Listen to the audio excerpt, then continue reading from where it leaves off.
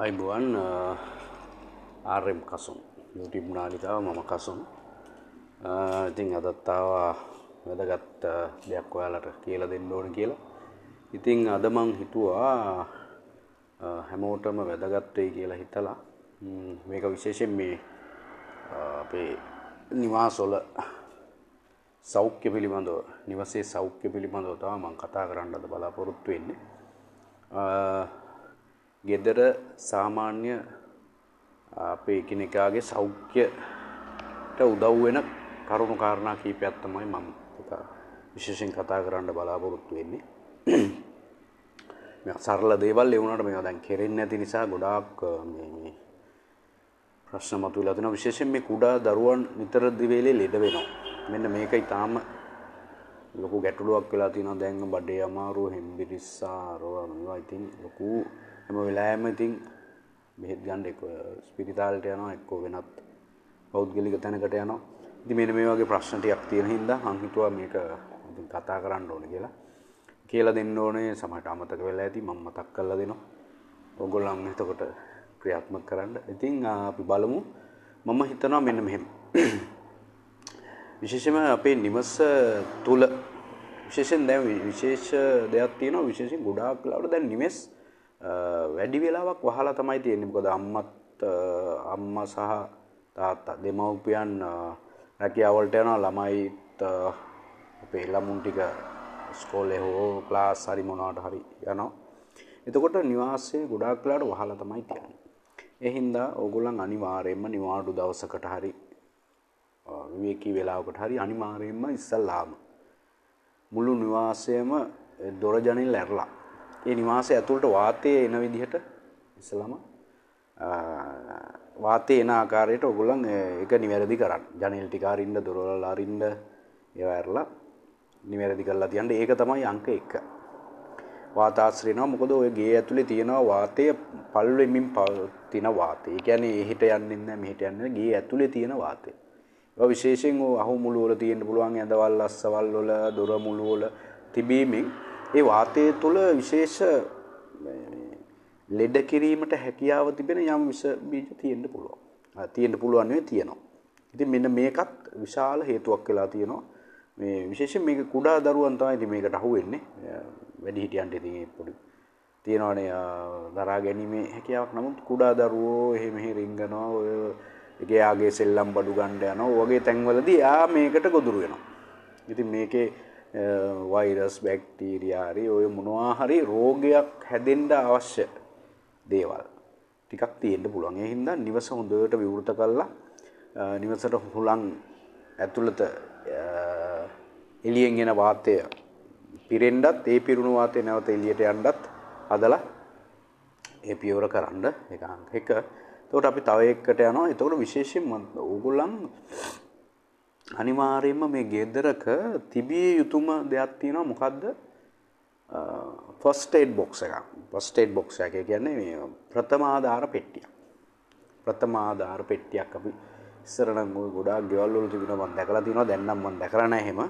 අනිවාර්යයෙන්ම විශේෂ දෙයක් තමයි විශේෂයෙන් මේ කුඩා දරුවන් ඉන්න නිවාසවල. විශේෂයෙන් උපතේ සිට අඩුම ගානේ අවුරුදු 10ක් 15ක් යනකම් ඉන්න ළමයි ඉන්න ගෙවල් වල විශේෂයෙන්ම තියෙන්න ඕනේ ප්‍රථමාධාර පෙට්ටියක් අනිවාර්යයෙන්ම.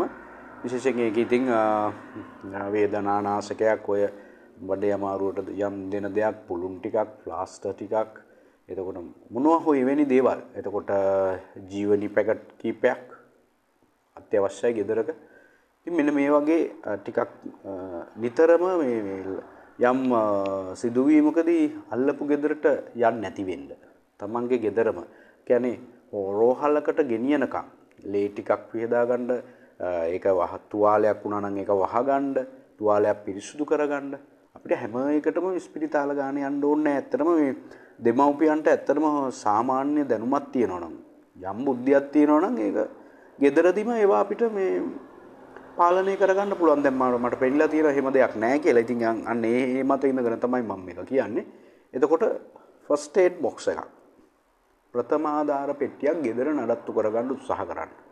ඒක ඇතුලේ හැම දෙයක්ම, ඒ කියන්නේ අවශ්‍ය එදිනදා එතකොට අපිට තැලීම් වලට ගාන බාම් එකක් තියෙන්න පුළුවන්. වේදනානාශකයක් ඒ වගේ ඒක ඇතුළත අඩංගු කළ යුතු දේවල් ටිකක් තියෙනවා. කතුරක් පොඩි ඒ වගේ ෆස්ට් ඒඩ් බොක්ස් එකක් කියපුවම ඒක ඇතුලේ මොනවද දාන්නේ කියන එක ඉතින් අමුතුවෙන් කියන්න ඕනේ නැහැ. ඒකේ ෆස්ට් ඒඩ් බොක්ස් එක හදනකොට ඒගොල්ලන්ට තේරෙනවා. ඉතින් ඒකින්ද ෆස්ට් ඒඩ් බොක්ස් එකක් තිබුණොත් තමයි ඒකට අපිට ඖෂධයක් ගෙනල්ලා තියන්න හිතෙන්නේ. ඒකින්ද ගෙදර තියාගන්න ප්‍රථමාදාර පෙට්ටියක් ඒකේ තිබුණොත් ඉතාම වැදගත් වෙනවා ප්‍රයෝජනවත් වෙනවා මේක ඔයගොල්ලන්ට විශේෂයෙන් මේ කුඩා ළමුන් කීප දෙනෙක් ඉන්න නිවාසවලට.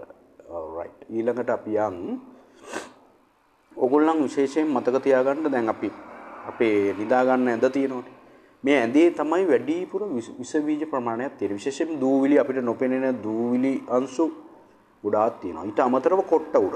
විශේෂයෙන් ගෙවල් වල කොට්ට උර පිළිබඳව නම් ලොකු ගැටලුවක් තියෙනවා. මාස ගණනාවකින් හොදලා නැහැ. එක්ක ඒවා අවුවට දාලා ඒක මොකක් හරි එහෙම ප්ලෑන් එකක් තියෙනවා අඩුම ගානේ මට අනුව නම්.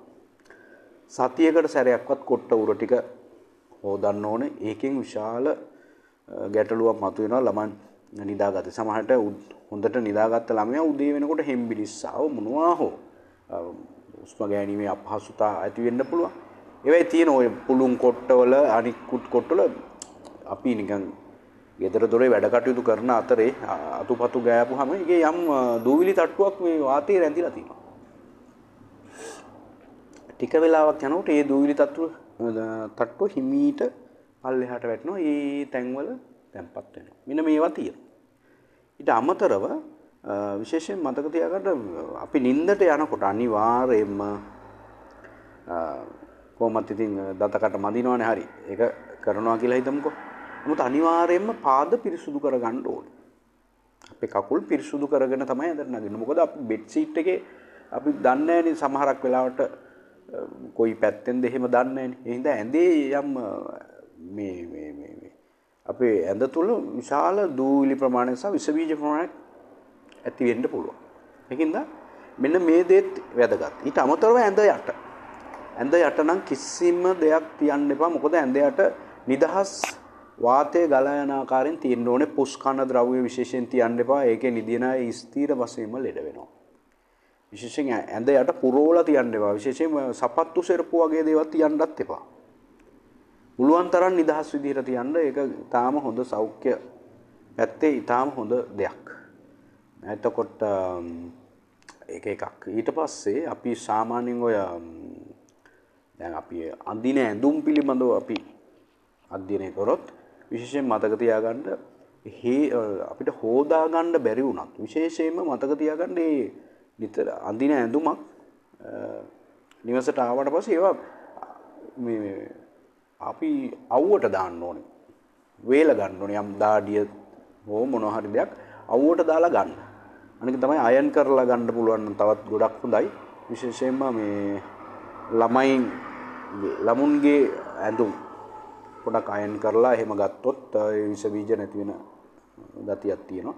ඊට අමතරව මේ කෑම ගන්නකොට අනිවාර්යයෙන්ම ඒගොල්ලන්ට විශේෂයෙන් මේ ළමුන්ට අනිවාර්යයෙන්ම දිරවන්න පහසු කෑම වර්ග ඒක දෙමව්පියෝ තමයි මේ සාකච්ඡා කරන්න ඕනේ. විශේෂයෙන් දැන් නම් ගෙදර නිවාසයේ කෑම පිළිබඳව නම් ලොකු ගැටලුවක් තියෙනවා. දිරවීමට පහසු කෑම වර්ග භාවිතා කරන්න සෞඛ්‍ය සම්පන්න වෙන්න. එතකොට ඒවා භාවිතාවේදී නිතර කොහොමද ඒවා පිසින තැන පිළිබඳව කුස්සිවල නම් ගැටලු ගොඩක් තියෙනවා. ඉතින් ඒ හින්දා නිතරම තමන්ගේ මේක අපි මෙතනට ගියොත් කෙලිම කුස්සියට ගියොත් ඒ හා සම්බන්ධව ඔයාලගේ එදිනෙදා උයන පිහන පිඟාන් බඩු හැඳි වගේ දේවල් අඩුම ගානේ සතියකට හෝ සති දෙක තුනකට සැරයක් හොඳ උණු වතුර හොඳ රස්නේ උණු වතුරකින් හොදලා ගන්න. නිතර දෙවිල හොදනවා තමයි. ඒ උනට උණු වතුරකින් විශේෂයෙන් හොදලා ගන්න. ඒ විස බීජ රැඳිලා තියෙන්න පුළුවන් නේද? අනික තමයි ඒවා නිතරම ඔයාලා උත්සාහ කරන්න ඕනේ හොදපු පිඟානක් ඒක වියලි කරන්න. ඒක පිහ දාලා වියලිව තමයි රඳවන එක රඳලා තියන්න ඕනේ. මෙන්න මේ වගේ ක්‍රමවේද ටිකක් තියාගන්න ගෙවල් දොරවල් වල විශේෂයෙන් ළමුන්ගේ සපත්තු ඒගොල්ලන් ඉස්කෝලේ ගිහිල්ලා හරි ක්ලාස් ගිහිල්ලා හරි ආපු ගමන් එකපාරම ගේ ඇතුලේ අහුමුළු වල දාන්න එපා. ඒවා එළිය පොඩ්ඩක් තියලා එළියෙන් තියලා ටික වෙලාවක් අඩුම ගානේ පැයක් දෙකක් එළියෙන් තියලා දූවිලි ටිකක් එහෙම ගසලා ඇතුළට ගන්න පුළුවන් නම් තවත් හොඳයි. ඒක ඊටාම හොඳ පුරුද්දක්. ඊට පස්සේ විශේෂයෙන් මේක ටිකක් මම මේ කියන්නේ ටිකක් වෙනස් විදිහේ කාරණාවක්. මේක කරන්න පුළුවන් නම් හොඳයි. සාමාන්‍යයෙන් ගෙදර දොරේ විශේෂයෙන් මේ ළමුන් ඉන්න ගෙවල් වල කුඩා දරුවන් ඉන්න ගෙවල් වල පුළුවන් නම් දෙමව්පියන්ට ඔය එක එක විදිහේ තියෙනවා සුවඳ දුම් වර්ග තියෙනවා. විශේෂයෙන් සුවඳ දුම් වර්ග තියෙනවා. අන්න ඒ වගේ හැන්දෑවකට වගේ සුවඳ දුම් ටිකක් ගේ ඇතුලේ අල්ලන්න පුළුවන් නම් සුවඳ දුම් ටිකක්. ඒකට විශේෂයෙන් ওই සුවඳ දුම් වලට අපි එකතු කරන්න ඕනේ බෙලිමල් කුඩු කරලා. කුඩු කරපු බෙලිමල් ටිකක් මික්ස් කරන්න ඕන. ඊට අමතරව කුඩා ප්‍රමාණයෙන් පෙරුම් කායම් කුඩු ටිකක් මික්ස් කරන්න ඕනේ. කවලම් කරන්න ඕනේ. විශේෂයෙන් මේ බෙලිමල් සහ පෙරුම් කායම් එකතු කරලා ඔකට මේ දුමක් දූපයක් විදිහට නිවාසය තුල පාවිච්චි කරපුවාම මේ වාතයේ තියෙන විස බීජ ඒ තුලින් විනාශ වෙලා යනවා. ඒ තුලින් සියලු දෙනා නිරෝගී බවට පත් වෙන්න පුළුවන්. ඉතින් ඒක ටිකක් වැදගත් එකක්. ඉතින් ඒ හින්දා ඒකත් ඒ විදිහට කරගෙන යන්න මෙන්න මේ වගේ සෞඛ්‍ය පුරුදු ටිකක් ඇති කරගන්න. මේ පුරුදු ටික ඇති කරගත්තොත් නිතර දෙවිලේ ලෙඩ වෙන එක, නිතර දෙවිලේ ලෙඩ වෙලා බෙහෙත් ගන්න යන එක, කාලය, ශ්‍රමය සහ මුදල ඕගොල්ලන්ට ඉතුරු කරගන්න පුළුවන්. එතකොට ඉතින් සෞඛ්‍ය සම්පන්න වෙනකොට ඉතින් ක්‍රියාශීලීව වැඩ ටික කරගෙන යන්නත් පුළුවන්. රයිට් මේක අපිට මේ වීඩියෝ එකේ මම මෙපමණයි කියන්න බලාපොරොත්තු වෙන්නේ. ඉතින් ඔයාලා සෞඛ්‍ය සම්පන්න ජීවිතයක් රැකගෙන ඉස්සරහට යන්න කියලා මම කියනවා. සියලු දෙනාටම තෙරුවන් සරණයි.